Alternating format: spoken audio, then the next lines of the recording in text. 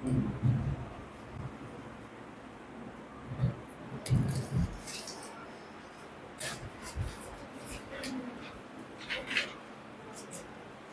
नमस्कार मित्रांनो, आपल्या मागच्या 2023 मध्ये जी काही वनरक्षक भरती झाली, वनरक्षक भरतीमध्ये जे आपल्याला इंग्रजीचे प्रश्न विचारले त्या इंग्रजीच्या प्रश्नाचं आपण सखोल जे काही विश्लेषण आहे, म्हणजे कोणकोणत्या टॉपिक वरती प्रश्न आले, कशा प्रकारचे प्रश्न आले आणि प्रश्न विचारण्याचा जो काही टफनेस होता, म्हणजे लय हार्ड प्रश्न विचारले का सोपे विचारले, मध्यम स्वरूपाचे विचारले, हे सगळं अनालिसिस आपण करत होतो। आतापर्यंत आपण आपले 8 क्वेश्चन पेपरचं अनालिसिस केलेलं आहे। आज आपण आपल्या 9व्या क्वेश्चन पेपरचं अनालिसिस करणार आहे, जेणेकरून आपल्याला की इंग्रजी या विषयाचे नेमकं कोणकोणते प्रश्न आले होते, कोणत्या टॉपिक वरचे प्रश्न आले होते आणि कशा प्रकारचे प्रश्न आले होते आणि कोणत्या टॉपिक वरती जास्तीत जास्त प्रश्न, म्हणजे कोणत्या टॉपिक वरती टीसीएस न भर दिला। आपल्याला आता माहिती आहे की टीसीएस काय करत असतं, वनरक्षक मागची झालेली वनरक्षक भरती ही टीसीएस न घेतली होती। मग या वर्षीची जी काही भरती आहे ती सुद्धा टीसीएसच घेण्याचे चान्सेस आहे, बरोबर आहे। मग टीसीएस चे एक ठरलेले टॉपिक असतात कोणत्याही विषयाचे, बरोबर आहे। टीसीएस चे काय असतात, ठरलेले टॉपिक्स असतात। मग आता ते काय करतात, जे काही व्होकॅब्युलरी आहे आपण काय बघितलं होतं, ते काय करत होतो, व्होकॅब्युलरी वरती जास्तीत जास्त फोकस करत होते, बरोबर आहे। मग आताच्या या क्वेश्चन पेपर मध्ये आपण बघूया नेमका आपल्याला कोणकोणत्या टॉपिक वरचे प्रश्न 9 नंबरच्या क्वेश्चन पेपर मध्ये विचारले होते आणि कशा प्रकारचे प्रश्न आले होते त्याचं अनालिसिस आपण 9 नंबरच्या क्वेश्चन पेपर मध्ये करून घेणार आहोत। चला सुरू करूया आपण आपल्या पहिल्याच प्रश्नाला। आता आपल्याला माहिती आहे की आपल्या क्वेश्चन पेपर मध्ये काय करत होतं, आपल्या क्वेश्चन पेपर मध्ये जास्तीत जास्त आपल्याला टीसीएस व्होकॅब्युलरी वरती प्रश्न विचारते, म्हणजे तुमचे सिनोनिम झाले, अँटोनिम झाले, जे काही तुमचे शब्द समूहाबद्दल एक शब्द म्हणजे वन वर्ड सबस्टिट्यूशन याच्याबद्दल शब्द, त्याचबरोबर आपले काय असतात, फ्रेजेस असतात, बरोबर आहे। त्याचबरोबर आपले म्हणी असतात, प्रोवर्ब, त्याचबरोबर वाक्यप्रचार, म्हणजेच काय रे, त्याला आपण इडियम्स म्हणत असतो। म्हणजे याच्यावरती काय करत होतं, टीसीएस फोकस करत होतं। हे आपण आतापर्यंतच्या झालेल्या 8 क्वेश्चन पेपर मध्ये 8 प्रश्नपत्रिकामध्ये पाहिलं। आज आपण आपली 9वी प्रश्नपत्रिका घेणार आहे आणि 8 क्वेश्चन पेपर मधून तुम्हाला समजलं असेल, जे काही 8 क्वेश्चन पेपरचा जो काही ठरलेला पॅटर्न आहे हा जवळजवळ सेम आहे, जवळजवळ सारखा आहे। मग अनालिसिस करणं म्हणजे दुसरं काही नसतं तर हेच असतं की नेमकं पेपरचा पॅटर्न कसा सेट होतोय, पेपर मध्ये प्रश्न कोणत्या प्रकारचे विचारले जात आहे, कोणत्या टॉपिक वरती विचारला जात आहे, ते जर तुम्ही चांगल्या प्रकारे अनालिसिस केलं तर इंग्रजी विषयाचे सुद्धा तुमची जी की मनामध्ये असलेली भीती ती 100% त्या ठिकाणी काय होईल, दूर होईल। चला जाऊया आपण, आज सुरू करूया आपला पहिलाच प्रश्न। आता पहिला प्रश्न कशाचा आला रे, शब्द समूहाबद्दल एक शब्द, म्हणजेच काय, वन वर्ड सबस्टिट्यूशनचा शब्द आला की आपल्याला एक शब्द समूह दिलेला असतो, शब्द समूहाबद्दल आपल्याला एक शब्द काय करायचा असतो, शोधायचा असतो। बघा आता, many people suffer from the fear of close spaces, की भरपूर जण सफर करत असतात, बरोबर आहे। कशाबद्दल, the fear of close spaces. आता फिअर म्हणजे काय रे, फिअर म्हणजे भीती, कशाची भीती, क्लोज स्पेसेस म्हणजे ज्या काही बंदिस्त जागा असतात, बरोबर आहे। बंदिस्त जागाची भीती असते काही लोकांना, म्हणजे जे काही असं आपण एखाद्या वेळेस आता एखाद्या रूम मध्ये आपण काय क्लोज आहे, आपण एखाद्या रूम मध्ये बंद झालेलो आहे, बंद झालेलो तर आपल्याला काय वाटत असते, भीती वाटत असते, बरोबर आहे। कोणाकोणाला वाटत असते, घाबरत असते ते, मग त्याला काय म्हणत असते, ते आपल्याला विचारलंय तर त्याला म्हणत असत्या क्लॉस्ट्रोफोबिया। काय म्हणत असत्या, क्लॉस्ट्रोफोबिया असं म्हणत असत्या, म्हणजे एखाद्या बंदिस्त जागेबद्दल। हे बघा इथं दिसतंय, बघा या इमेज मध्ये तुम्हाला दिसतंय की हा माणूस आहे, हा माणूस कुठेतरी बंदिस्त जागेमध्ये काय लपलेला आहे, छपलेला आहे, काय जे असेल ते, मग त्याला काय वाटते, तिथं भीती वाटतेय, कशाची, त्या बंदिस्त जागेची भीती वाटतेय, त्यालाच काय म्हणत असतं रे, क्लॉस्ट्रोफोबिया असं म्हणत असत्या। आता बाकीचे ऑप्शन सुद्धा माहित करणं, त्याचं अनालिसिस करणं गरजेचं असतं। मग पहिला ऑप्शन बघा, आता पहिला ऑप्शन काय, एरोफोबिया। काय पहिला ऑप्शन, एरोफोबिया। आता एरोफोबिया म्हणजे काय रे, नावातच आहे बघा, एरो म्हणजे एअर म्हणजे हवा, बरोबर आहे, आणि एरोप्लेन सुद्धा, बरोबर आहे। म्हणजे एरोफोबिया म्हणजे ज्यांना हवेमध्ये गेल्यानंतर भीती वाटती, म्हणजेच कुठं, विमानामध्ये गेल्यानंतर, प्लेन मध्ये गेल्यानंतर ज्यांना भीती वाटत असती त्यांना काय म्हणत असत्या, त्यांना एरोफोबिया नावाचा रोग असतो असं आपण म्हणू शकतो। कळालं। एखाद्या वेळेस तुम्ही झोक्यावर बसले, झोका खेळला कधी, अरे झोका खेळला का, सकरातीला वगैरे तुम्ही झोका खेळत असन, बरोबर आहे, बरोबर आहे। तर झोका खेळताना आपल्याला कधी कधी भीती वाटत असते, झोका वर गेला की आपल्याला भीती वाटणार। पाळणा असतो आपल्याकडे, आता यात्रा चालू असताना आपल्याकडे पाळण्या असतात, पाळण्यामध्ये बसल्यानंतर आपल्याला काय वाटते, भीती वाटते, काय वाटत असते, भीती वाटत असते, बरोबर आहे। बसकन पाळणा वर गेला, आपण डोळे मिटवून घेतो, डोळे बंद करून घेतो आणि आपल्याला त्या ठिकाणी काय वाटते, भीती वाटते, म्हणजे आपल्याला एक आजार असतो। कोणता आजार असतो, एरोफोबिया नावाचा आजार असतो। कळालं। कळालं. आणि आता आला झूफोबिया. झूफोबिया म्हणजे काय रे? झूफोबिया म्हणजे ज्यांना प्राण्यांपासून भीती वाटत असती. आता आपल्याला काही कधी कुत्र्यापासून भीती वाटते, बरेच लोक असे असतात, काही की मुली असे असतात पालींपासून भीती वाटते, त्यांना कॉकरोच पासून भीती वाटते, बरोबर आहे. किंवा जे काही डॉग्स आहे कुत्र्यापासून भीती वाटत असते त्यांना काय म्हणत असतं? झूफोबिया. त्यांना झूफोबिया नावाचा रोग झालेला असेल किंवा रोग असतो असं म्हणलं तरी हरकत नाही. कळालं? कळालं. त्याच्यानंतर पुढे हायड्रोफोबिया. हायड्रोफोबिया म्हणजे ज्यांना पाण्यापासून भीती वाटत असती, जे काही आपण पाणी पित असतो, पाणी काही की लोक असतात असे, बरोबर आहे. तुम्हाला एखाद्या वेळेस पोहता येत नाही पण टाकलं विहिरीमध्ये, तुम्हाला काय होतं? भीती वाटते. कशाची? पाण्याची भीती. मग ज्याला पाण्याची भीती वाटत असती, म्हणजे जसं ह्या मुलीला इथं भीती वाटते पाण्याची, त्यांना काय म्हणत असत्या? त्यांना हायड्रोफोबिया असं म्हणत असत्या. काय म्हणत असत्या रे? हायड्रोफोबिया असं म्हणत असत्या. कळालं? कळालं. आता 4 शब्द. आता पुढच्या एखाद्या परीक्षेमध्ये आपल्याला झूफोबिया विचारू शकत्या किंवा एरोफोबिया असं विचारू शकत्या. मग जे काही हे महत्वाचे शब्द असतात, कोणते? फोबिया झालं, परत लॉजी झालं. कोणतं? लॉजी, बरोबर आहे. म्हणजे सायकोलॉजी, फिजिओलॉजी, बरोबर आहे. हे जे शब्द असतात हे महत्वाचे शब्द असतात. एखादा झूलॉजी झालं म्हणजे एखादं शास्त्र झालं, हे शब्द खूप महत्वाचे असतात. ते वन वर्ड सबस्टिट्यूशन साठी आपल्याला विचारत असतात. म्हणजे study of animal, zoology, study of dash dash, study of plants, मग त्याला काय म्हणत असतात? बॉटनी. म्हणजे अशा प्रकारचे प्रश्न आपल्याला कशामध्ये विचारणारे? वन वर्ड सबस्टिट्यूशन मध्ये विचारणारे. म्हणजे एक फ्रेज आपल्याला दिला जाणार आहे, एक वाक्यप्रचार आपल्याला दिला जाणार आहे आणि त्याच्यासाठी एक शब्द आपल्याला विचारणार आहे. कळालं? कळालं? कळालं सगळ्यांना? मग ह्या प्रश्नाचं आपलं बरोबर उत्तर काय असणार आहे? क्लास्ट्रोफोबिया. म्हणजे बंदिस्त जागेमध्ये ज्यांना भीती वाटत असते त्यांना काय म्हणत असत्या? क्लास्ट्रोफोबिया असं म्हणत असत्या. चला दुसरा प्रश्न बघा. Select the most appropriate option to fill in the blank. Fill in the blank म्हणजे शब्द समूहाबद्दल एक शब्द. अशाच प्रकारचा हा प्रश्न आहे. बघा आता. It was an amazing sight to see. की काय म्हणे? की एक चांगली जागा आहे म्हणे पाहण्याची. काय? काय? See a dash dash of lions in the forest. काय सांगितलं? की जंगलामध्ये वाघांना पाहण्याची. पण वाघांच्या कशाला? वाघांच्या कशाला? ऑप्शन मधून जाऊया. Herd, colony, flock, pride. हे काय झाले आता? हे सगळे कलेक्टिव्ह नाऊन झाले. कोणते? Collective noun. कलेक्टिव्ह नाऊन म्हणजे समूहवाचक शब्द ज्याला आपण म्हणत असतो किंवा समूहवाचक नाम ज्याला आपण म्हणत असतो, ते सगळे आपल्याला इथे शब्द दिलेले. म्हणजे इथं एक कलेक्टिव्ह नाऊन येणार आहे. पण ते कशाचे रिलेटेड असलं पाहिजे? कशाला संबोधून असलं पाहिजे रे? ते संबोधून असलं पाहिजे लायन्सला.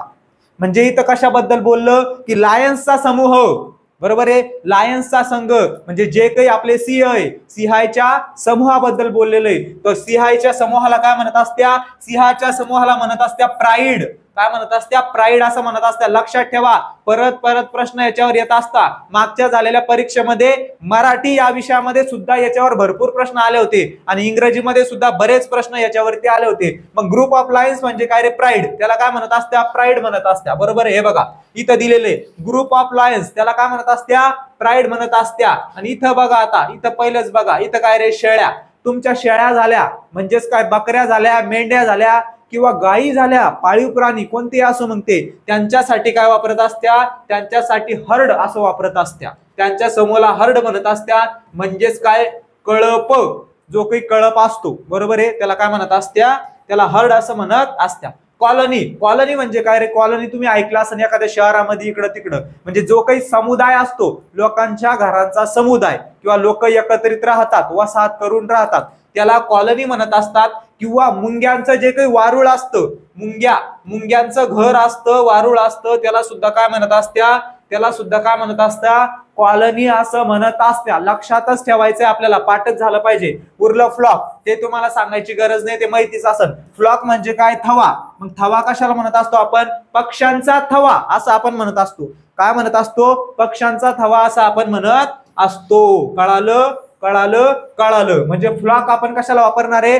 ज्यावेळेस आपल्याला पक्ष्यांबद्दल प्रश्न येणार आहे किंवा पक्ष्यांच्या समूहाबद्दल बोललं जाणार आहे त्यावेळेस आपण फ्लॉक वापरत असतो. ज्यावेळेस आपल्याला शेळ्या, मेंढ्या, गायी वगैरे यांच्याबद्दल काहीतरी, यांच्या समूहाबद्दल काहीतरी विचारले जाणार आहे, बोलले जाणार आहे, त्यावेळेस आपण हर्ड म्हणजे कळप असं वापरत असतो. त्यात बरंच असतं, स्वार्म असतं, याच्या अगोदर येऊन गेलेले याच टॉपिक वरती बरेच प्रश्न, ते सुद्धा आपण अनालिसिस केलेले. चला पुढचा प्रश्न बघा. ह्या प्रश्नाचं बरोबर उत्तर काय आहे? प्राईड असं आहे. प्राईड म्हणजे सिंहांचा कळप किंवा सिंहांचा समूह. चला पुढचा प्रश्न बघा 3 नंबरचा. Select the most appropriate option to fill in the blank. Option वरून तुम्हाला समजतंय की प्रिपोजिशनचा प्रश्न आहे. कशाचा? प्रिपोजिशनचा प्रश्न. आणि बरेचसे प्रिपोजिशन असे असतात ते फिक्स्ड प्रिपोजिशन असतात, म्हणजे ठरलेले असतात की हा जो शब्द आहे, हा जो प्रिपोजिशन आहे, हा इथं वापरला जाणार कोणत्या शब्दाबरोबर? या शब्दाबरोबर. म्हणजे शब्द प्रयोग फिक्स असतो. शब्द प्रयोग कसा असतो? फिक्स शब्द प्रयोग असतात काही फ्रेजेस. म्हणजे मी तुम्हाला अगोदर सांगितलेले ऑब्टेन्ड टू, बरोबर आहे, डिसाइडेड टू, असे वेगवेगळे काय असतात ते ठरलेले असतात की त्याच्याशिवाय त्याच्यासोबत टूच वापरल्या जाणार आहे, काही सोबत फ्रॉमच वापरल्या जाणार आहे, काही ठिकाणी इनच वापरल्या जाणार आहे, काही ठिकाणी इनटू असंच वापरल्या जाणार आहे. हे ठरलेलं असतं. काय झालेलं असतं? ठरलेलं असतं. बघा मग, द ट्रेन बाउंड फॉर, आता इथं काय येणार आहे? The train bound for Jaipur is running late. आता इथं फॉर वापरलं, ते कशामुळे वापरलं? कारण ठरलेलं आहे. काय झालेलं आहे की ते एक फिक्स प्रिपोजिशन आहे, फिक्स शब्दयोगी अव्यय आहे. म्हणजे बाउंड फॉर हा काय? एक शब्द प्रयोग आहे. म्हणून मी तुम्हाला सांगितलं प्रिपोजिशन या टॉपिक मध्ये भरपूर असे, जास्त पण नाही, 30-40 जे काही शब्द प्रयोग आहे ते तुम्हाला लक्षात ठेवणे, जे दशेच्या दशे परीक्षेला येत असतात. बाउंड फॉर म्हणजे काय रे? च्या दिशेनं जाणारी, च्या दिशेने जाणारे, याचा अर्थ होत असतो च्या दिशेने जाणारे. बघा मग आता, the train bound for Jaipur is running late, की जी ट्रेन जयपूरला जात असती. आपला टेन्स कोणता तयार होतो इथं? कंटिन्युअस प्रेझेंट टेन्स तयार होतोय. कशावरून कळालं? इज रनिंग वरून कळालं. वाक्यात इज आलं तर वाक्य कशाचं आहे? वाक्य प्रेझेंट टेन्सचं आहे. आयएनजी आलं तर कंटिन्युअस टेन्स आहे, म्हणजे चालू असलेला टेन्स आहे. कळते? म्हणजे जी काही ट्रेन आहे ती कुठं जात असती? जयपूरला जात असती. ती काय झालेली आहे? लेट झालेली आहे, असा याचा अर्थ होतो. आपण टू कुठं वापरत असतो? ज्या वेळेस आपल्याला दोन व्यक्तीमधलं रिलेशन दाखवणे किंवा कोणत्याही दोन गोष्टीमधलं रिलेशन दाखवणे किंवा एखाद्या व्यक्तीला, एखाद्या गोष्टीला, एखाद्या वस्तूला आपल्याला संबोधून बोलायचंय, त्यावेळेस आपण टू वापरत असतो. टू. आणि ऑन कुठं वापरत असतो आपण? आपल्याला एखाद्या वाराबद्दल बोलायचंय. कशाबद्दल? वार. एखादा संडे समज, I am living on Sunday, बरोबर आहे, किंवा I am going to picnic on Sunday, म्हणजे असं आपण वापरू शकतो. फक्त ज्या वेळेस आपल्याला डेज आले किंवा एखादी तारीख आली त्यावेळेस आपण कोणतं प्रिपोजिशन वापरणार आहे? ऑन. किंवा आपल्याला म्हणायचंय की the book is on the table, आपण काय म्हणतो? जर बुक तुम्हाला सांगायचंय की ते पुस्तक टेबलाच्या वर आहे, ते काहीतरी गोष्ट टेबलाच्या वर आहे, ह्या गोष्टीच्या वर आहे, त्यावेळेस आपण कोणतं प्रिपोजिशन वापरत असतो? ऑन. जर तुम्हाला म्हणायचं इन, म्हणजे च्या मध्ये, च्या आत, बरोबर आहे, डॅश डॅश इज इन, म्हणजे ते च्या आत आहे, ते याच्यामध्ये आहे, बरोबर आहे. ते book in gallery, this book is in that gallery, that काय म्हणू शकतो आपण? In this dictionary, that word is in this dictionary, म्हणजे त्या डिक्शनरी मध्ये तो काय आहे? शब्द आहे. आणि फॉर म्हणजे च्या साठी किंवा च्या मध्ये, म्हणजे प्रिपोजिशन असे असतात ते कशानुसार वापरले जात असतात? भरपूर वेळेस जे काही आपले फिक्स झालेले शब्द प्रयोग असतात त्याच्या सोबत ते वापरले जात असतात. तेच आपल्याला कळालं पाहिजे. समजलं? या प्रश्नाचं बरोबर उत्तर काय असणार आहे आपलं? फॉर असं शब्दयोगी अव्यय म्हणजे प्रिपोजिशन इथं वापरलं जाणार आहे. चला, जंबलचा प्रश्न आला. पॅरा जंबलचा प्रश्न वाचत बसायचा नाही बाबा. काय करायचं? फक्त ऑप्शन कडे जायचं. मी तुम्हाला सांगितलेलं आहे सेंटेन्स अरेंजमेंटचा प्रश्न सोडवायचा. कसा सोडवायचा? ऑप्शन वरून सोडवायचा. बी बी बी बी बी बी बी बच्चों को बचाने वाला बालवीर, बरोबर आहे. बी बी वरून स्टार्टिंग होतीये. प्रत्येक वाक्याची स्टार्टिंग कशापासून होते? बी वरून. तिथं आपल्याला कळालं की बी वरून स्टार्टिंग होणार आहे. आता डी पासून स्टार्टिंग का बरं नाही होणार रे? कधी कधी बीच्या जागी एखाद्या ठिकाणी जर डी असतं, मग इथं आपण काय केलं असतं? डी पासून स्टार्टिंग का बरं नाही होणार? लगेच कळतं. फॉर एक्झाम्पल, एखादी गोष्ट दादा सांगितलीच नाही तर त्याचं एक्झाम्पल देणार आहे का आपण? देणार आहे का? रमेश हा हुशार आहे, मग आपण त्याचं एक्झाम्पल देतो, बरोबर आहे. किंवा एखादी गोष्ट बोलल्यानंतर आपण एक्झाम्पल देत असतो, बरोबर. म्हणजे डी पासून स्टार्टिंग होणार नाही, कळालं. त्याच्यानंतर once you have discarded then. आता असं वाटतंय आपल्याला की वन्स पासून आणि पॉलिथिन शॉपिंग पासून स्टार्टिंग होऊ शकते, बरोबर आहे, कारण वन्स पासून पण भरपूर वेळा एकदा असं स्टार्टिंग होत असती. डे पासून स्टार्टिंग होणार नाही. ज्यावेळेस वाक्यामध्ये नाऊन आहे, एका दुसऱ्या वाक्यामध्ये ज्यावेळेस काहीतरी नाऊन पासून सुरुवात दिलेली आहे त्यावेळेस देणं स्टार्टिंग होणार नाही, दे नंतर येणार आहे, बरोबर आहे. म्हणजे आपण इथपर्यंत तरी पोहोचू शकतो की बी किंवा सी न स्टार्टिंग होणार आहे. त्यांनी तर आपल्याला सोपं करून दिलं की स्टार्टिंग कशानं करा म्हणे, बी न स्टार्टिंग करा म्हणे. चला बी न स्टार्टिंग करूया आपण, बी न स्टार्टिंग करूया. Polythene shopping bags and wrappers are potential threat to urban environment. जे काही पॉलिथिन शॉपिंग बॅग्स आहे, म्हणजे आपण ज्या काही पन्न्या वापरतो, पन्न्या पॉलिथिनच्या ज्या काही पन्न्या वापरतो त्या आपल्यासाठी हानिकारक आहे किंवा आपलं जे काही एन्व्हायरमेंट आहे, पर्यावरण आहे, त्याच्यासाठी ते कसं आहे म्हणे, हानिकारक आहे म्हणे. ओके, चला त्याच्यानंतर डायरेक्ट फॉर एक्झाम्पल वापरणार आहे का बघूया. For example, they choke your dreams and provide breeding facilities to deadly germs. चला अजून बघूया, अजून पुढं. त्याच्यानंतर they return to C, they return to you in a variety of ways through you.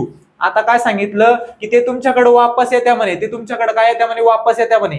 त्याच्यानंतर पुढे बघूया, वन्स यू हॅव डिस्कार्डेड. आता बी नंतर आपण सी घेऊन बघूया. Once you have discarded them after use you do not lose your link with them. काय सांगितलं, त्याच्यानंतर येणारे हे वाक्य बी नंतर सी वाचल्यानंतर कळत असतं. आता भरपूर जणांना वाचल्यानंतर सुद्धा कळत नाही नंतर वाक्य का बरं येणार, कारण त्यांना इंग्रजी समजतच नाही. फक्त इंग्रजी समजण्यासाठी काय करायचं सांगितलेलं मी, 12 टेन्सचा अभ्यास चांगला करा. 12 टेन्स जर तुम्हाला एकदम चांगल्या प्रकारे आले की तुम्हाला हे सेंटेन्स अरेंजमेंट सुद्धा अवघड जाणार नाही. म्हणून मी परत सांगत असतो की तुम्हाला कमीत कमी 12 टेन्सचा अभ्यास तरी चांगल्या प्रकारे करावा लागेल. त्याची मदत इथं सुद्धा होत असती.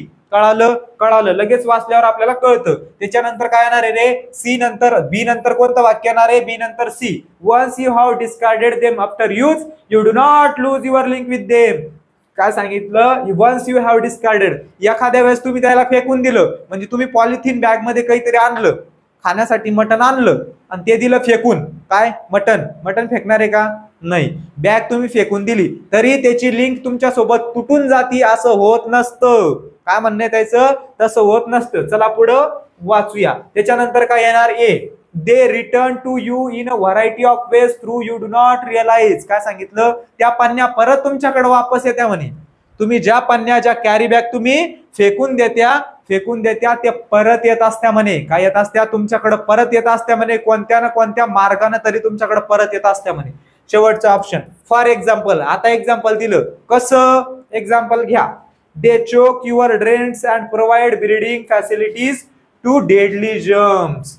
काय सांगितलं की ज्यावेळेस आपला काही कचरा असतो, आपलं गटर असतं, नाले असत्या, नाल्यामधून जो काही कचरा येतो तो कचरा परत त्याच्यामधून काय होत असतं, त्याच्यामधून औषधं निर्माण होत असतात वेगवेगळे, बरोबर आहे. म्हणजे त्याचा काहीतरी रियूज होत असतो. परत ते आपल्या सांडपाण्यामधून, आपण नदीवरती काहीतरी पाणी यूज करतो एखाद्या वेळेस, म्हणजे कोणत्या ना कोणत्या स्वरूपात ते आपल्याकडे परत येतं. असं त्यांनी या पूर्ण पॅसेज मधून सांगण्याचा प्रयत्न केलेला आहे. म्हणजे ह्या प्रश्नाचा बरोबर सिक्वेन्स काय असणार आहे, BCAD असा असणार आहे. 2 ऑप्शन वरूनच आपण उत्तरापर्यंत पोहोचत आहे. म्हणून त्याच्यामुळं फक्त लक्षात ठेवायचं, कैकी वाक्याचे आपण, कैकी जे काही वाक्य आहे ते नाऊन सुरू झालेले असतात त्याला फर्स्ट प्रायोरिटी द्यायची. कळालं. ओके चला जाऊया पुढचा प्रश्न बघा. आता पुढचा प्रश्न बघा, select the most appropriate meaning of the idiom. वाक्य प्रचाराचा प्रश्न आहे, सोपासा प्रश्न आहे, अवघड नाही. चला बघा, आता काय सांगितलं रे, एग ऑन. आता भरपूर जणांना वाटन एग ऑन असं नाही येते. एग ऑन, मला भूक लागली आणि माझ्यासाठी खायला काय आण, एग आण, असं ते नाहीये. एग म्हणजे अंडे, ऑन म्हणजे वर, अंडेवर.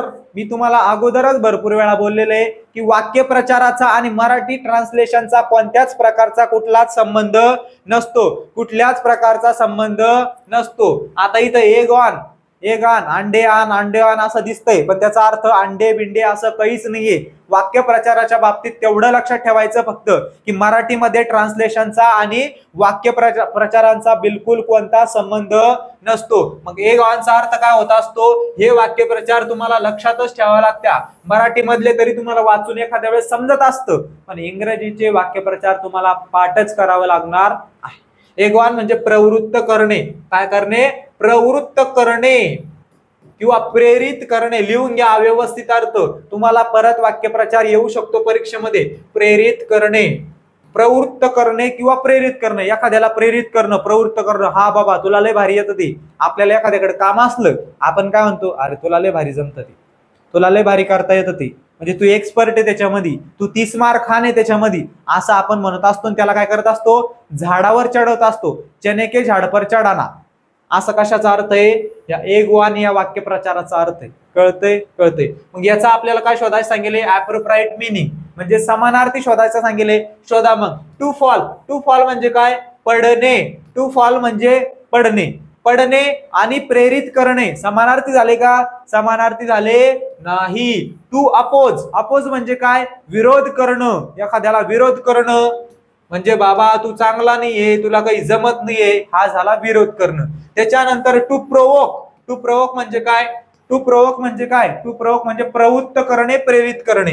प्रवृत्त करणं किंवा प्रेरित करणं. मग आपल्या जो की वाक्यप्रचार दिलेला आहे त्याचा अर्थ तोच होतो. कोणता, प्रवृत्त करणं, प्रेरित करणं. मग एक वनचा समानार्थी कोणता झाला, टू प्रोवोक असा झाला. टू प्रोवोक असा झाला. म्हणजे हे दोन्ही काय झाले, समानार्थी झाले. शेवटचा सुद्धा समजून घ्या. टू प्रिटेंड, टू प्रिटेंड म्हणजे काय, हा आपला आवडीचा गोष्ट आहे, आपण सगळं करत असतो. काय, ढोंग करणं, ढोंग करणे.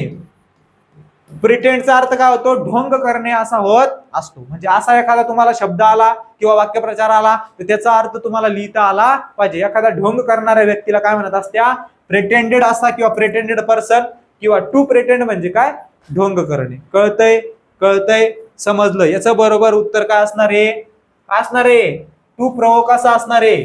काय असणार आहे, टू प्रोवोक असं असणार आहे. कळालं. चला पुढचा प्रश्न बघा. पुढचा प्रश्न परत कशाचा आलाय रे, कशाचा आला, पॅराजंबलचा. लगेच कळायला पाहिजे ऑप्शन बघून. आता सी न स्टार्टिंग, सी न स्टार्टिंग, बी न स्टार्टिंग, डी न स्टार्टिंग. मी तुम्हाला सांगितले 50-50 चान्सेस, सी, सी, बी आणि डी. जर तुम्हाला पूर्ण टाइम वेस्ट करून बी या प्रश्नाचं उत्तर नाही आलं तर एक तर उत्तर सी असणार आहे, सी असणार आहे. सी पासून वाक्याची सुरुवात होणार आहे. म्हणजे ह्या दोन्ही पासून एक तुक्का मारायचा. जर उत्तर नाही आलं किती भी कोशिश करने के बाद, इकडं हे उत्तर नसणार, हे उत्तर नसणार, कमी चान्सेस असतात ते उत्तर असण्याचे. ज्या वेळेस नाही आलं त्यावेळेस करायचं ते. पण जोपर्यंत आपल्याला येतं किंवा सोडवता येतं त्यावेळेस सोडवण्याचा प्रयत्न करायचा. आता बघा, as can be expected. As can be expected म्हणजे काय, असं वाटतं म्हणे, असं वाटतं म्हणे. मग असं वाटतं डायरेक्ट येणार आहे का, असं वाटतं डायरेक्ट येणार आहे का, नाही. त्याच्या अगोदर काहीतरी बोललं जाणार आहे. बघा, नरसिरुद्दीन म्यूज टू हिमसेल्फ. काय सांगितलं, तो स्वतःबद्दल बडबड केला. कोण, नसिरुद्दीन नावाचा जो काही व्यक्ती आहे त्यानं स्वतःबद्दल बडबड केली. पण आधी विषयच माहिती नाही तुम्हाला, काहीतरी विषय निघला असन आणि त्याच्यानंतर त्यानं बडबड केली. चला पुढं. While he was sowing. Sowing म्हणजे काय, कापणे. सॉविंग म्हणजे काय रे, कापणे. लक्षात ठेवा शब्द, SAW. सॉ म्हणजे कापणे, सॉविंग म्हणजे कापणे. तो कापत होता.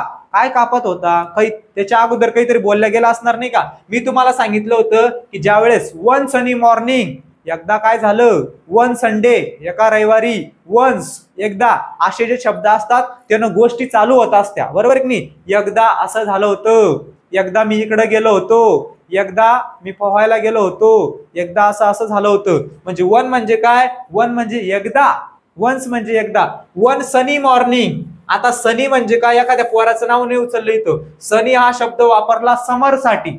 म्हणजे एक उन्हाळ्याची मॉर्निंग होती, बरोबर आहे, एक उन्हाळ्याची सकाळ होती. आणि मुल्ला नसिरुद्दीन नावाचा एक व्यक्ती आहे, was cutting of the branch of the tree in his garden. की तो व्यक्ती काय करत होता, त्याच्या गार्डन मधल्या एका झाडाच्या ब्रँच कापत होता, म्हणजे फांद्या कापत होता. त्याच्या गार्डन मध्ये तो काय करत होता, त्याच्या झाडाच्या ब्रँच कापत होता, बरोबर आहे. म्हणजे वाक्याची सुरुवात कशाने होणार आहे, सी न होणार आहे. त्याच्यानंतर बघूया, as can be expected. As can be expected त्याच्यानंतर काय, ऍज कॅन बी एक्सपेक्टेड म्हणजेच काय, असं वाटत होतं, Nasiruddin happen to be sitting on that very branch. चला त्याच्यानंतर आपण काय घेऊया, सी नंतर आपण जर डी घेतलं, as can be expected Nasiruddin happen to be sitting on that branch. जी ब्रँच तो कापत होता, बरोबर आहे, म्हणजे जी फांदी तो कापत होता त्या फांदीवर तो बसला होता. तो काय केला होता, त्यानं बसला होता. चला त्याच्यानंतर बघा, व्हाईल ही वॉज सॉविंग. काय सांगितलं, पहिल्याच याच्यामध्ये सांगितलं, one sunny morning Mulla Nasiruddin was cutting. तो काय करत होता, कट करत होता. कट म्हणजे कापणे, स्वा म्हणजे सुद्धा कापणे, लक्षात ठेवायचं समानार्थी. तो कापत होता, त्याची फांदी कापत होता. त्याच्यानंतर तो जी फांदी कापत होता त्याच फांदीवरती तो बसला होता, त्याच फांदीवरती तो बसला होता. आता बघा, आज ही can be expected Nasruddin happen to be sitting on the very branch. चला पुढे बघूया. सी नंतर डी येणार आहे का, अजून आपलं फिक्स झालेलं नाही, बघूया एकदा. चला, while he was sawing a man passing by the street noticed him. काय सांगितलं की तो ज्या वेळेस ती फांदी कापत होता, एक माणूस त्याच्या जवळून गेला म्हणे. एक माणूस कुठून गेला, त्याच्या जवळून गेला. त्याच्यानंतर बडे मिया नोटिस्ड हिम अँड सेड, आणि तो माणूस काय म्हणाला त्याला, बडे मिया. काय म्हणाला, बडे मिया. बडे मिया म्हणजे काय, बडे मिया छोटे मिया, बिग ब्रदर. बडे मिया म्हणजे काय, बिग ब्रदर. त्याला म्हणाला, if you continue sawing the branch you are sitting on you will fall down with it. काय सांगितलं, तू ज्या फांदीवर बसेल म्हणे, तू जर असंच कापत असला म्हणे तर तू त्या फांदीवरून खाली पडशील म्हणे. काय होशील म्हणे, खाली पडशील म्हणे. काय होशील म्हणे, खाली पडशील म्हणे. सी नंतर आपण आता बी घेतलं. As can be expected Nasruddin happen to be sitting on that very branch. C नंतर बी, बी नंतर काय, डी जर घेतलं तर काय येतं, अर्थ लावून बघूया. पहिल्या वाक्यात कळालं, तो काय ब्रांच कापतोय. काय करतोय, ब्रांच कापतोय, फांदी कापतोय. त्याच्यानंतर काय झालं, एक माणूस त्याच्या जवळून गेला आणि त्याला म्हणाला की तू ज्या ब्रांचवर बसलेला आहे ती ब्रांच कापल्यानंतर तू खाली पडशील म्हणे. ओके. त्याच्यानंतर याला कळालं, आपल्याला ह्या वाक्यावरून कळालं, ऍज कॅन बी एक्सपेक्टेड म्हणजे, बरोबर आहे, असं होऊ शकतं. कशावरून कळालं, ह्या वाक्यावरून, की तो कशावर बसलेला होता, ती जी फांदी कापतोय त्याच्यावरती तो बसलेला होता. म्हणजे काय आलं, सी नंतर बी, बी नंतर डी, राहिलं शेवटचं ए. वाईल शेवटचं सी बी डी. इकडे आहे का ऑप्शन, सी बी डी. त्याच्यानंतर ए.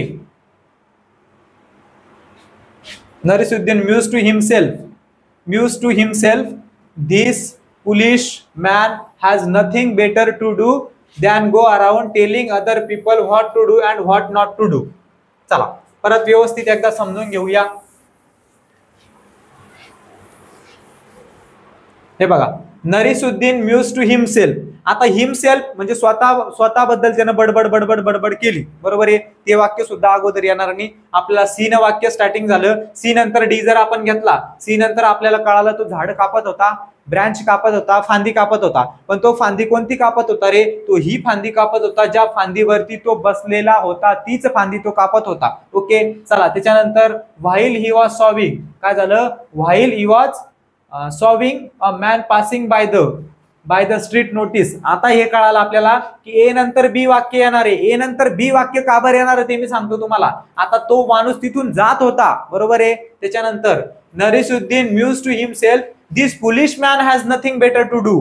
काय सांगितलं की हा पागल माणूस आहे म्हणे, याला दुसरं काम नाही का म्हणे, माझ्या चुका काढतोय, मला बोलतोय. अरे बाबा इकडं लक्ष द्या. आता काय झालं, अ मॅन, याच्यामध्ये हा मॅन आहे.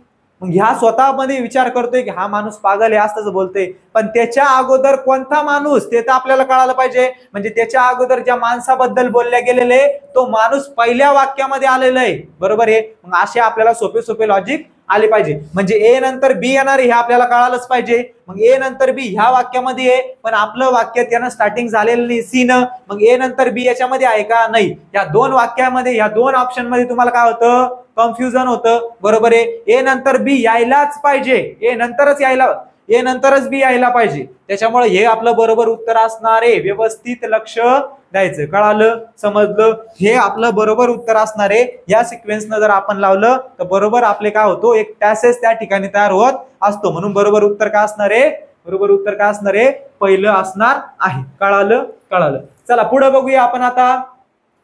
Select the most appropriate antonym of the given word. Antonym म्हणजे काय रे, अँटोनिम म्हणजे विरुद्धार्थी. आता विरुद्धार्थी शोधायचा आहे आपल्याला. कशाचा, डिफिडन्स. डिफिडन्स म्हणजे काय रे, डिफिडन्स म्हणजे कमकुवता असणे, कमकुवत असणं किंवा अभाव असणं. कशाचा अभाव रे, कशाचा अभाव, आत्मविश्वासाचा अभाव असणं. आत्मविश्वासाचा काय असणं, अभाव असणं. म्हणजे एखाद्यामध्ये कमी आत्मविश्वास असणं त्याला काय म्हणत असत्या, डिफिडन्स म्हणत असतं. हे बघा, हा फोटो दिसतोय का, हा फोटो दिसतोय का, याच्यामध्ये याला काय आहे, याला डिफिडन्स आहे. काय आहे, डिफिडन्स आहे. डिफिडन्स आहे म्हणजे काय, त्याचा आत्मविश्वास नाही होते, हिंमत नाही होती. त्याला या मुलीसोबत बोलायचंय काहीतरी, काय करायचंय, ह्या मुलीसोबत त्याला बोलायचंय, पण त्याची हिंमत होती का बोलायची, हिंमत होत नाहीये. म्हणजे त्याचा काय आत्मविश्वास, त्याला हिंमत नाही. तर आपला एखादा मित्र असतो, अरे बाबा जाय, अरे बाबा बोल, आपल्याला काय देतो तो, हिंमत देत असतो, आपल्याला कॉन्फिडन्स देत असतो. आपण म्हणतो बघा नाही यार मग हिंमत नाहीये किंवा मला कॉन्फिडन्स नाही बोलायचा, मला स्टेजवर जाऊन भाषण द्यायचंय पण माझ्यामध्ये कॉन्फिडन्स नाहीये.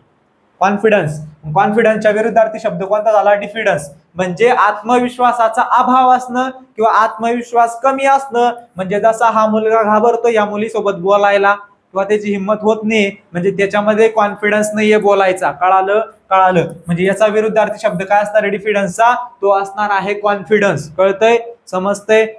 त्याच्यानंतर बघा सिमिलॅरिटी म्हणजे काय बघा, हे कसे दिसताय दोघं सिमिलर, त्यालाच म्हणत असते सिमिलॅरिटी. म्हणजे एकदम सारखेपणा त्याला म्हणत असतं सिमिलॅरिटी. त्याच्यानंतर डिफरन्स म्हणजे फरक. हे बघा ह्या पिक्चर मध्ये तुम्हाला फरक दाखवलेला आहे, इकडं मेल इकडं फिमेल. म्हणजे पूर्ण स्ट्रक्चर दिलेले की जे काही मेल असतो, माणूस असतो, माणसाची कवटी कशी असती, त्याचा दिमाग किती किलोचा असतो, जास्त मोठा माणसाचा असतो का बाईचा असतो, बरोबर आहे. असं कंपॅरिझन केलेलं आहे, म्हणजे डिफरन्स दिलेला आहे, फरक दिलेला आहे. फरक म्हणजे असं. त्याच्यानंतर पेशन्स म्हणजे काय रे, पेशन्स म्हणजे संयम ठेवणं. आपल्यामध्ये संयम असला पाहिजे. काय असला पाहिजे, संयम. एक परीक्षा नापास होऊ द्या, 2 परीक्षा नापास होऊ द्या, पण तरी संयम आपल्यामध्ये असलं पाहिजे. म्हणजे कितीही अपयश आपल्या आयुष्यामध्ये आलं, जीवनामध्ये आलं, तर सगळ्यात महत्वाची गोष्ट पेशन्स इज की टू सक्सेस असं म्हणलं जात असतं. म्हणजे जर तुम्हाला सक्सेसफुल व्हायचं असेल तर तुमच्याकडं काय असलं पाहिजे, पेशन्स असला पाहिजे. बरोबर आहे. प्रत्येकाच्या आयुष्यामध्ये संयम असला पाहिजे. संयम शांतता कार्यक्रम असा काहीतरी डायलॉग फेमस, त्याच्यामधला संयम म्हणजे काय, पेशन्स. कळालं. हे बघा यांना आता काय आहे, यांना कुठंतरी संयम ठेवावा लागतोय, पेशन्स ठेवावा लागतंय. कुठंतरी घाईगडबडीत निघले असन, पण त्यांना काय करायचंय, याला किती पेशन्स आहे, म्हणजे हे कुठंतरी तिकीट खरेदायला गेले असन, पण त्याला काय करावं लागणार आहे, पेशन्स. कधी कधी आपण जात असतो, आपल्याला पाळण्यात बसायचं असतं, पाळण्यात बसल्यानंतर लाईन असती लंबी, बरोबर आहे, किंवा मंदिरात गेल्यानंतर लंबी लाईन असती, आपण बाहेरूनच पाया पडतो कधी कधी. म्हणजे आपल्यामध्ये पेशन्स नसतो, एवढ्या लोकांमध्ये उभं राहायचं, एवढं घंटाभर लाईन मध्ये उभं राहायचं, तेवढा पेशन्स आपल्यामध्ये नसतो. मग आपण बाहेरूनच देवाच्या पाया पडतो आणि तिथून पळून जात असतो, बरोबर आहे. कॉन्फिडन्स म्हणजे काय, तुमच्यामध्ये कॉन्फिडन्स असला पाहिजे, आत्मविश्वास. आता बघा या सगळ्याला इंग्रजी शिकायचंय, काय करायचंय, गावातल्या खेडेगावामधल्या महिला आहे, बाई आहे, त्याला काय शिकायचंय, इंग्रजी बोलायला शिकायची. मग ते थोडं बोलायला शिकताय. किंवा जो काही तुमची मार्केटिंग कळते का नाही, साखळी पद्धत, हिनं हे घेतलं तिनं ते घेतलं, मग कॉन्फिडन्स येतो, अरे हा आता 2 दिवसामध्ये आपण हे घेतलं, 3ऱ्या दिवसामध्ये हम राजा बनेंगे, राणी बनेंगे, असे स्वप्न. म्हणजे तो काय असतो, कॉन्फिडन्स असतो.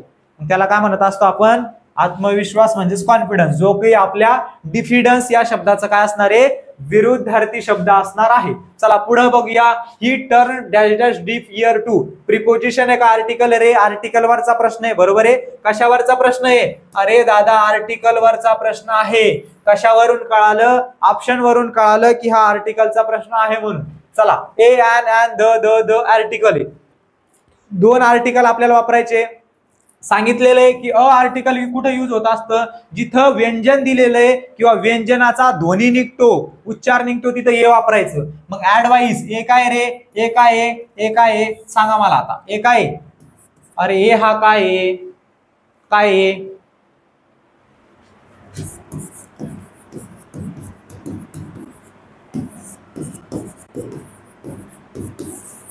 आता ए हा आर्टिकल सुद्धा आहे आणि ए काय, हा स्वर आहे, ओवेल्स आहे, बरोबर आहे. सुरुवात कशाने झाली वाक्याची, कशाने झाली, सॉरी हा पुढे आहे का, सुरुवात इथं बघा, इथं काय, डीफ. सुरुवात कशाने झाली, डी न झाली. मग डी आपल्या स्वरामध्ये येत असतो का, डी स्वरामध्ये येत असतो का, येत नाही. तो कशात येतो, व्यंजन मध्ये येतो. ए ई आय ओ ए सोडून जर आलं तर तिथं ए हे आर्टिकल वापरत असत्या, मी तुम्हाला सांगितलेलं आहे. मग इथं कोणतं आर्टिकल येणार आहे, हे आर्टिकल येणार आहे, कारण की इथं गोष्ट निश्चित नाही. पुन्हा अ डीफ इयर, तो कोणताही असू शकतो. चला बघा अर्थ, he turn a deaf ear to dash dash advice of his parents. Deaf ear आता आहे काय, हा एक शब्द प्रयोग आहे, पूर्ण लिहून देतो तुम्हाला. बघा, टू टर्न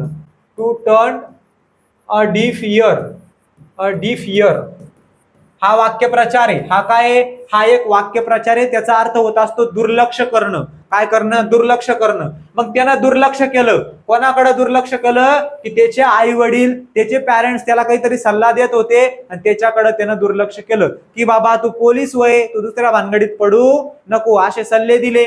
त्यांनी म्हटलं असं बाबा हे काम करणं चांगलं नाही, असं करू नको.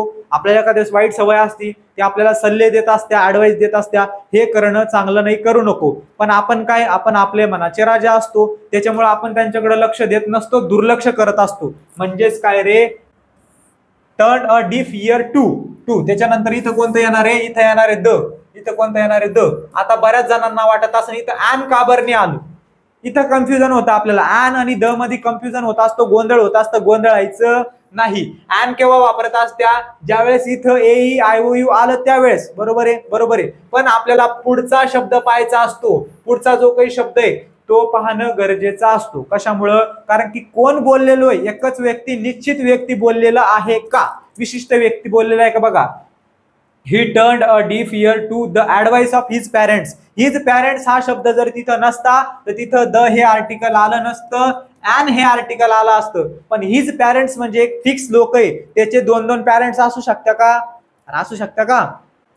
त्याचे 2-2, 4-4, 5-5 आई वडील असू शकता का? असू शकत नाही. म्हणजे फिक्स व्यक्ती आहे, फिक्स आई वडील असणारे. ज्यावेळेस निश्चित गोष्ट असली, निश्चित व्यक्ती असले, ठरलेले असले आणि एकच असली, त्यावेळेस द हे आर्टिकल वापरत असत्या. सांगितलेलं आहे, भरपूर वेळा सांगितलेलं आहे. त्याच्यामुळे तिथं काय येणार आहे? The article. म्हणजे ह्या आपल्या प्रश्नाचं बरोबर उत्तर काय असणार आहे? Option number 1. 1 नंबरला हे आर्टिकल, 2 नंबरला द आर्टिकल.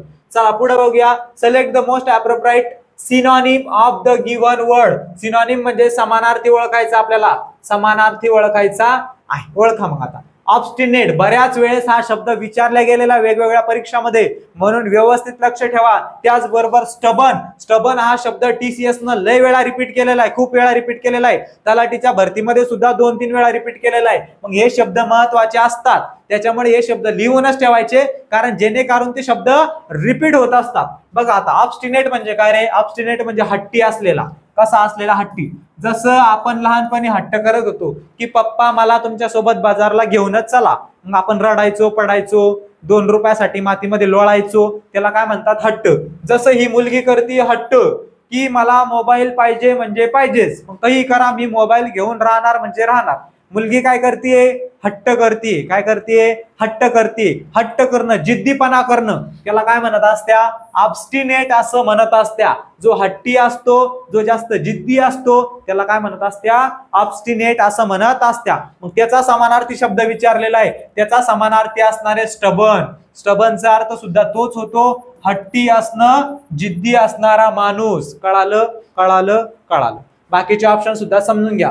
अननोन म्हणजे काय रे? अननोन म्हणजे माहित नसलेला. ज्यावेळेस आपल्याला, तुम्हाला असा फोन येत असं बघा, येतो का असा फोन? ज्यांच्याकडे आयफोन आहे त्याच्यामध्ये ते सांगता बघा की अननोन कॉलर, बरोबर आहे, किंवा ट्रू कॉलरला सांगत असतं अननोन कॉलर. म्हणजे जो कॉलर तुम्हाला माहित नाही किंवा तुमच्याकडे ज्याचा नंबर सेव्ह नाही तो अननोन. अननोन म्हणजे कसं? जो माहित नाही तो, त्याला काय म्हणत असत्या? अननोन असं म्हणत असत्या. त्याच्यानंतर क्लेवर. क्लेवर हे काय रे? ऍडजेक्टिव्ह आहे. काय ऍडजेक्टिव्ह आहे ते सुद्धा माहिती असलं पाहिजे. ऍडजेक्टिव्ह म्हणजे जे नामाबद्दल, नाऊन बद्दल स्पेशल इन्फॉर्मेशन सांगत असतं. The word which tells more information किंवा स्पेशल इन्फॉर्मेशन अबाउट नाऊन और pronoun, it is called as adjective. महत्वाचा आहे, त्याच्यावर प्रश्न पडत असतात. क्लेवर म्हणजे काय? क्लेवर म्हणजे असा हुशार, जो मस्तपैकी अभ्यास करतोय. आपण करतो की नाही असा अभ्यास? आपण लहानपणी इकडे तिकडे उड्या मारत होतो, दांड्या मारत होतो, बरोबर आहे, पण ते लहान मुलं बिचारे अभ्यास करताय. त्याच्यानंतर फ्रेंडली. फ्रेंडली काय आहे? फ्रेंडली हे ऍडवर्ब आहे, ज्याच्या शेवटीला ly लागत असतं. लक्षात ठेवायचं, सोपं सोपं. एक प्रश्न करताना 4-4 प्रश्नाचा अभ्यास झाला पाहिजे. ज्याच्या शेवटीला ly लागत असतं त्याला काय म्हणत असत्या? त्याला ऍडवर्ब म्हणत असत्या. म्हणजे जसं मराठीमध्ये क्रियाविशेषण असतं. आता जसं नाऊन बद्दल माहिती सांगणारा शब्द विशेषण आहे, तसं वर्ब बद्दल म्हणजे क्रियापदाबद्दल माहिती सांगणारा शब्द कोणता असतो? तो ऍडवर्ब असतो. The word which tells more information about verb, it is called as adverb. किती सोपं आहे? सोपं असतं. फ्रेंडली म्हणजे कसं रे? फ्रेंडली म्हणजे आपण नाही म्हणत का ती मुलगी लय फ्रेंडली आहे, तो मुलगा लय फ्रेंडली आहे. फ्रेंडली म्हणजे कसं? असं मैत्रीपूर्ण असणं, मन मिळावं असणं, जो सगळ्यामध्ये मिक्स होऊन जातो. नाहीतर एखादा शहरामध्ये असला शहरामधून आला 2-4-5 दिवस राहून, गावाकडचा होता, शहरामध्ये 5-10 दिवस राहून आला आणि इकडेच त्याचा ऍटिट्यूड मस्त गावठी भाषा इकडे बोलत होता, तिकडे जाऊन शुद्ध भाषा बोलणं, बाकीच्या लोकांमध्ये मिसळणं नाही, ती वेगळीच पोगो पागो चप्पल घालणं, अशी वेगळेच काहीतरी.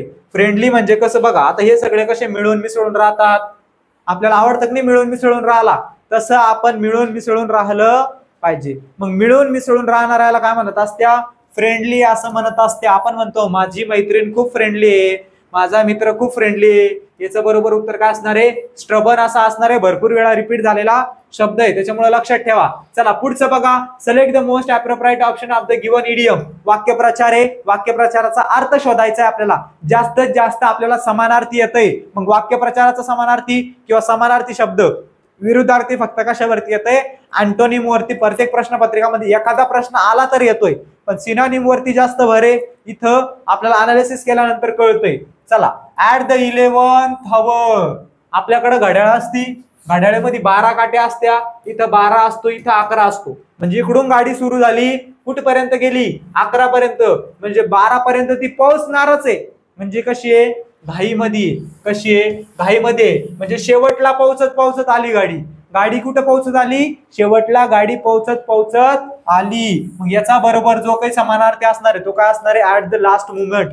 याचा अर्थ काय होत असतो, जवळ जवळ पोहोचणं. बरोबर आहे, म्हणजे शेवटच्या वेळी असा याचा अर्थ होतो. शेवटच्या वेळी किंवा शेवटच्या क्षणाला. तसंच याचा अर्थ सुद्धा at the last moment.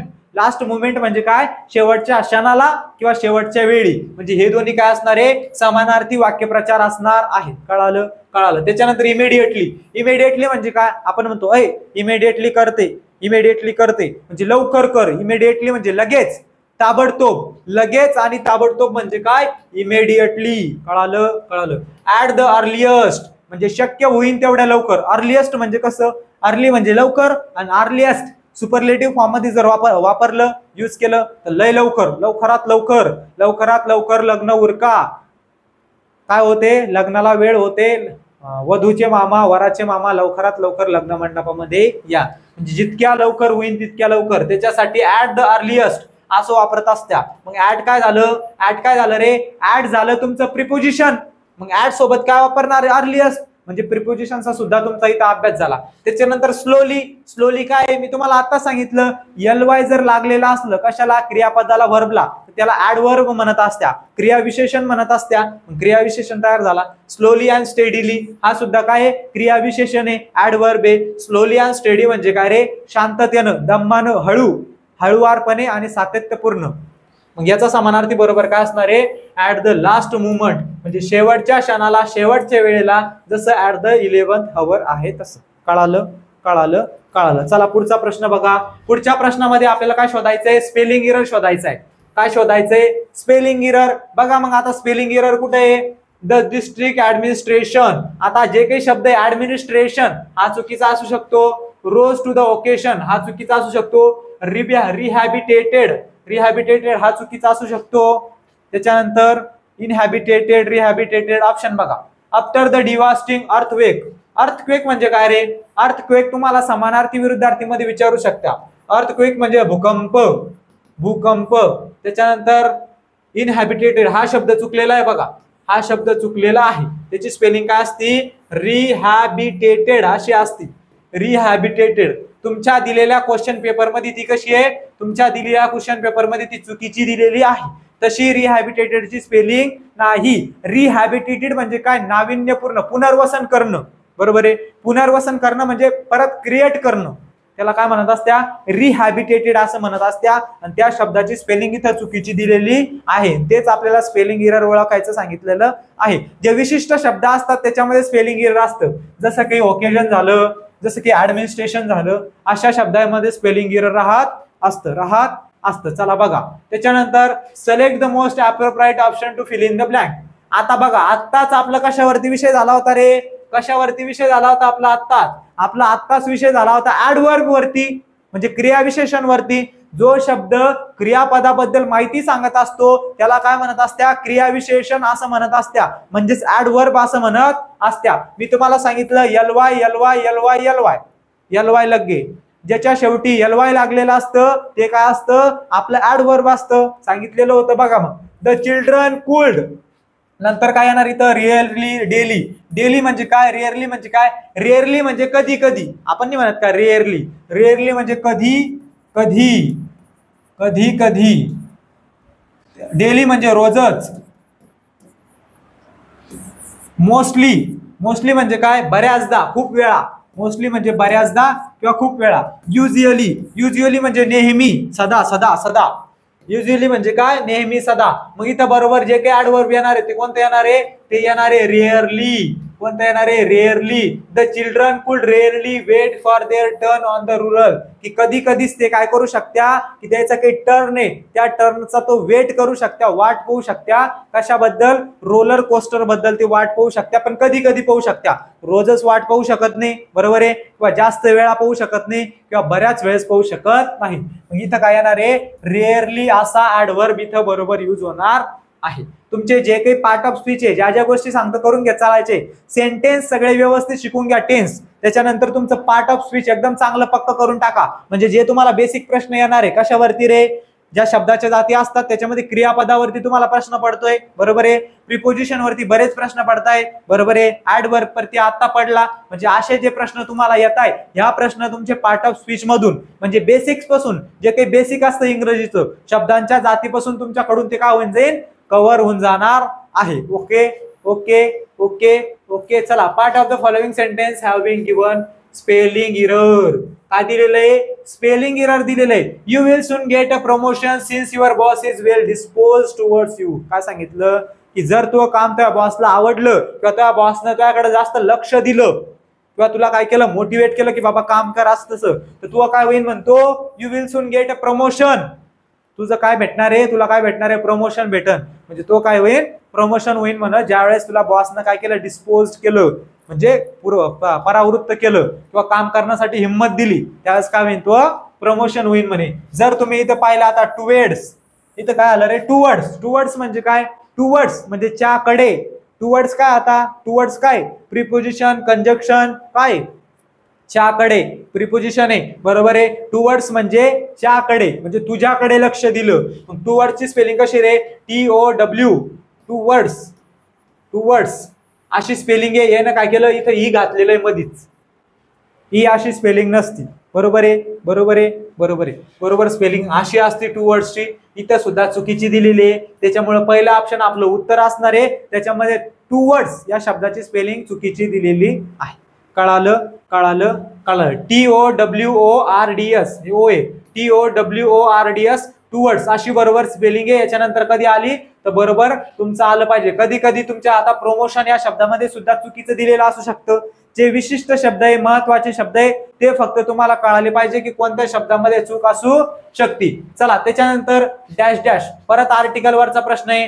Do you have dash dash a good reason for your absence. आता मला सांगा, गुड या शब्दा अगोदर काय वापरायचे, आर्टिकल. जी काय रे, जी काय एक कन्सोनंट आहे, म्हणजे काय व्यंजन आहे, तो स्वर आहे का, स्वर असतात ऍन वापरणं पडलं असतं. मग इथं काय वापरलं जाणार आहे, इथं अ वापरलं जाणार आहे, अ हे आर्टिकल. आता सर द का बरं नाही वापरलं जाणार, भरपूर वेळा इथं गोंधळ होत असतो, कन्फ्युजन होत असतं. Do you have a good reason for your absence.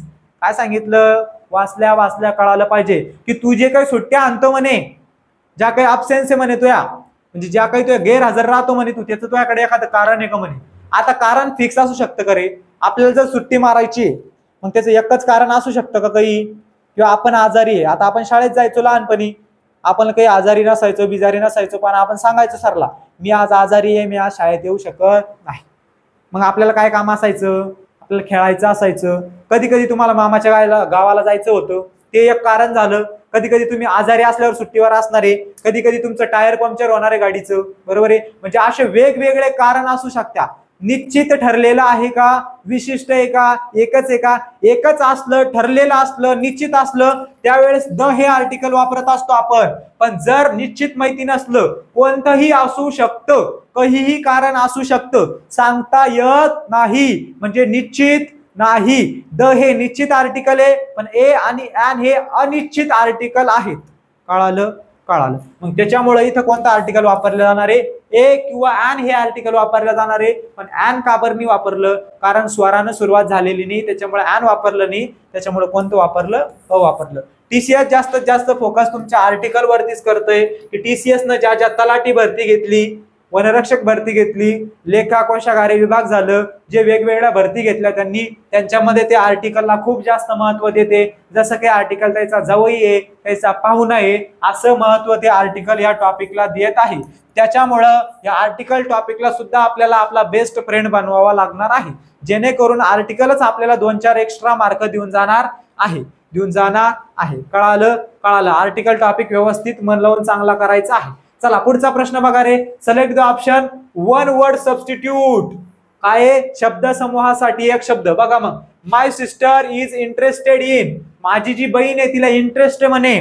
काय सांगितलं? My sister is interested in. माझ्या बहिणीला इंटरेस्ट आहे. कशामध्ये इंटरेस्ट आहे? The study of plants. म्हणजे झाडांचा अभ्यास करण्यामध्ये तिला काय इंटरेस्ट आहे. म्हणजे झाडाचं काय असतं, झाडामध्ये काय काय असतं, रूट्स असतात, स्टीम असतं, खोड असतं, फ्लावर्स असतात, काय जे असतं, पानं असतं, त्याचा अभ्यास करणं, त्याच्यामध्ये पीएचडी करणं ते तिला आवडतं म्हणे. त्याच्या बहिणीला, कोणाच्या तरी बहिणीला कशाचा अभ्यास करणं? The study of plants. मग द स्टडी ऑफ प्लांट्स म्हणजे वनस्पती शास्त्राचा अभ्यास करणार, त्याला काय म्हणत असत्या? बॉटनी असं म्हणत असत्या. काय म्हणत असत्या? बॉटनी. मी तुम्हाला आधीच सांगितलं बॉटनी, झुलॉजी, बरोबर आहे. परत ते आपलं फोबिया आलं होतं, फोबिया, बरोबर आहे की नाही. असे जे काही महत्वाचे शब्द असतात ते तुम्ही लक्षात ठेवले पाहिजे. किंवा लॉजी एखादं शास्त्र आहे, सायकॉलॉजी, हे सगळं व्यवस्थित जे काही विशिष्ट शब्द असतात ठरलेले, बरोबर आहे.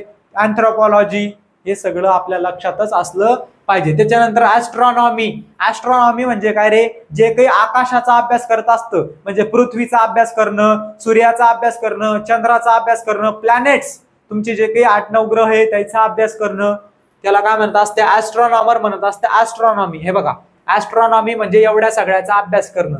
त्याच्यानंतर झुलॉजी म्हणजे काय? प्राणीशास्त्र, म्हणजे प्राण्यांचा अभ्यास ज्याच्यामध्ये केला जात असतो. हे बघा, तुमच्या वाघाचा, घोड्याचा वगैरे हे जे काही प्राणी आहे त्या प्राण्याचा अभ्यास ज्याच्यामध्ये केला जात असतो त्याला झुलॉजी असं म्हणत असत्या. काय म्हणत असत्या? झुलॉजी. आणि ज्याच्यामध्ये कशाचा अभ्यास केला जातो? भूस्वरूपाचा, म्हणजे जमिनीच्या खाली जाऊन जर तुम्हाला अभ्यास करणं असलं, पाताळलोक म्हणत असतो बघा आपण, पाताळलोक, जमिनीच्या खाली जाऊन जर तुम्हाला अभ्यास करणं असलं, खालच्या खडकायचा, विहीर खोदतो आपण, खाली काय लागत असतो? खडक लागत असतो. मग त्या खालच्या भूरूपाचा जर तुम्हाला अभ्यास करणं असलं, त्या अभ्यासा शास्त्राला काय म्हणत असत्या?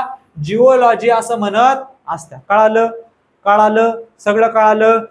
सिस्मोलॉजी एक शब्द आहे अजून. सिस्मोलॉजी म्हणजे काय? भूकंप शास्त्र. म्हणजे असे वेगवेगळे शब्द असतात, ठरलेले असतात. हे सगळे शब्द आपले पाठच झाले पाहिजे. कळाले सगळे शब्द, कळाली सगळी क्वेश्चन पेपर अनालिसिस. आज आपण 9 नंबरची क्वेश्चन पेपर अनालिसिस करून घेतलेली आहे. क्वेश्चन पेपर अनालिसिस मध्ये सगळ्यात महत्वाचं काय असतं रे? व्होकॅब्युलरी सगळ्यात महत्वाची असती. म्हणजे तुमचे वन वर्ड सबस्टिट्यूशन, तुमचे समानार्थी, तुमचे विरुद्धार्थी, त्याचबरोबर तुमचे जे काही वाक्यप्रचार आहे, 2-3 वाक्यप्रचारच आले, 2 वर्डवर सबस्टिट्यूशन आले, सिनोनिमचे 2 प्रश्न आले, एक अँटोनिम वरती आला. म्हणजे तुमचे 15 पैकी 7-8 प्रश्न कशावरती येत आहे? 15 पैकी 7-8 प्रश्न तुमची व्होकॅब्युलरी वरती येत आहे. कशावरती येत आहे? व्होकॅब्युलरी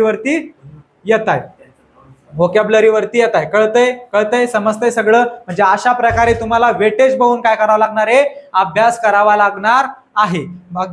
लागणार आहे. कळतंय, समजतंय. आता 9 क्वेश्चन पेपर आपण अनालिसिस केलेला आहे. उद्या आपण 10 नंबरचे क्वेश्चन पेपर घेऊ. सगळ्यात जास्त फोकस आपल्याला कशावर करावा लागणार आहे? व्होकॅब्युलरी वरती. ते सुद्धा आपण लवकरात लवकर घेण्याचा प्रयत्न करणार आहोत. ओके, चला थांबूया आज. बाकीचं आपण काय करू? उद्याच्या नेक्स्ट क्वेश्चन पेपर मध्ये डिस्कस करू. चला, थँक्यू सर्वांना.